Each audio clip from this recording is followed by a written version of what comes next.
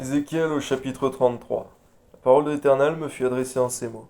Fils de l'homme, parle aux enfants de ton peuple et dis-leur, lorsque je fais venir l'épée sur un pays et que le peuple du pays prend dans son sein un homme et l'établit comme sentinelle, si cet homme voit venir l'épée sur le pays, sonne de la trompette et avertit le peuple, si celui qui entend le son de la trompette et ne se laisse pas avertir et que l'épée vienne le surprendre, son sang sera sur sa tête.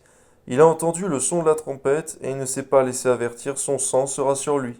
S'il se laisse avertir, il sauvera son âme. Si la sentinelle voit venir l'épée et ne sonne pas de la trompette, si le peuple n'est pas averti que l'épée vienne enlever à quelqu'un la vie, celui-là périra à cause de son iniquité, mais je redemanderai son sang à la sentinelle. Oui, garde-nous, Seigneur mon Dieu, de la peur ou de la lâcheté, Seigneur mon Dieu, à ne pas annoncer l'Évangile. Donne-nous de toujours annoncer l'Évangile, Seigneur mon Dieu, en situation favorable et même lorsque ça ne l'est pas. Donne-nous, Seigneur mon Dieu, par ta grâce, la plénitude de ton Esprit Saint, le zèle ardent et également la compassion des âmes. Amen. Et toi, Fils de l'homme, j'ai été établi comme sentinelle sur la maison d'Israël. Tu dois écouter la parole qui sort de ma bouche et les avertir de ma part. Amen. Quand je dis au méchant, méchant, tu mourras, si tu ne parles pas pour détourner le méchant de sa voie, ce méchant mourra dans son iniquité et je te redemanderai son sang. Mais si tu avertis le méchant pour le détourner de sa voie et qu'il ne s'en détourne pas, il mourra dans son iniquité et toi, tu sauveras ton âme. C'est-à-dire, on voit que ça va jusqu'à même, Seigneur mon Dieu, dire que on sauve son âme, Seigneur mon Dieu, en annonçant au méchant, Seigneur mon Dieu, lorsque il doit mourir, Seigneur mon Dieu. Permets-nous par ta grâce de demeurer vraiment, véritablement dans l'annonce de l'Évangile et aussi de savoir exhorter, Seigneur mon Dieu, ceux qui pêchent au sein de l'Église, Seigneur, afin de les amener à la repentance. Permets-nous par ta grâce, Seigneur mon Dieu, de vraiment manifester cette compassion, en action et en vérité, pas seulement en parole. Amen. Et toi, Fils de l'homme, dis à la maison d'Israël, vous dites, nos transgressions et nos péchés sont sur nous, et c'est à cause d'eux que nous sommes frappés de langueur. Comment pourrions-nous vivre? Dis-leur, je suis vivant, dit le Seigneur l'Éternel. Ce que je désire, ce n'est pas que le méchant meure, c'est qu'il change de conduite et qu'il vive. Revenez, revenez de votre mauvaise voie, et pourquoi mourriez-vous, maison d'Israël? Et toi, Fils de l'homme, dis aux enfants de ton peuple, la justice du juste ne le sauvera pas au jour de sa transgression, et le méchant ne tombera pas par sa méchanceté le jour où il s'en détournera. De même que le juste ne pourra pas vivre par sa justice au jour de sa transgression, lorsque je dis au juste qu'il vivra, s'il se confie dans sa justice et commet l'iniquité, toute sa justice sera oubliée, et il mourra à cause de l'iniquité qu'il a commise. Lorsque je dis au méchant, tu mourras, s'il revient de son péché, pratique la droiture et la justice, s'il rend le gage, s'il restitue ce qu'il a ravi, s'il suit les préceptes qui donnent la vie sans commettre l'iniquité, il vivra, il ne mourra pas.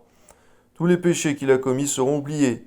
Il pratique la droiture et la justice, il vivra. Les enfants de ton peuple disent, la voie du Seigneur n'est pas droite. C'est leur voie qui n'est pas droite. Si le juste se détourne de sa justice et commet l'iniquité, il mourra à cause de cela. Si le méchant revient de sa méchanceté, pratique la droiture et la justice, il vivra à cause de cela. Vous dites la voie du Seigneur n'est pas droite. Je vous jugerai, chacun selon ses voies, maison d'Israël. La 12e année, le 5e jour du 10e mois de notre captivité, un homme qui s'était échappé de Jérusalem vint à moi et dit, la ville a été prise. La main de l'Éternel avait été sur moi le soir avant l'arrivée du fugitif, et l'Éternel m'avait ouvert la bouche lorsqu'il vint auprès de moi le matin. Ma bouche était ouverte et je n'étais plus muet. Alors la parole éternelle me fut adressée en ces mots. Fils de l'homme, ceux qui habitent ces ruines dans le pays d'Israël disent, Abraham était seul et il a hérité le pays. À nous qui sommes nombreux, le pays a été donné en possession, c'est pourquoi dis-leur, ainsi parle le Seigneur l'Éternel. Vous mangez vos aliments avec du sang, vous levez les yeux vers vos idoles, vous répandez le sang, et vous posséderiez le pays? Vous vous appuyez sur votre épée, vous commettez des abominations, chacun de vous déshonore la femme de son prochain, et vous posséderiez le pays? Dis-leur, ainsi parle le Seigneur l'Éternel, je suis vivant. Ceux qui sont parmi les ruines tomberont par l'épée, ceux qui sont dans les champs, j'en ferai la pâture des bêtes, et ceux qui sont dans les forts et dans les cavernes mourront par la peste. Je réduirai le pays en solitude et en désert, l'orgueil de sa force prendra fin, Les montagnes d'Israël seront désolées, personne n'y passera.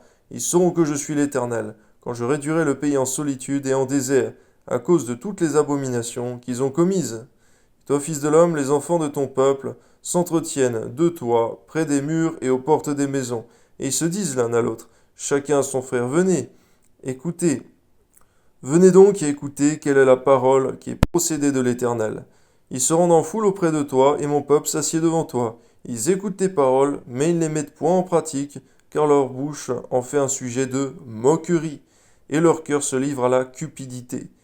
Garde-nous, Seigneur mon Dieu, d'avoir un cœur moqueur et cupide, Seigneur mon Dieu, vis-à-vis de ta parole, mais un cœur sincère et pur et obéissant. Amen. Voici, tu es pour eux comme un chanteur agréable, possédant une belle voix, et habile dans la musique.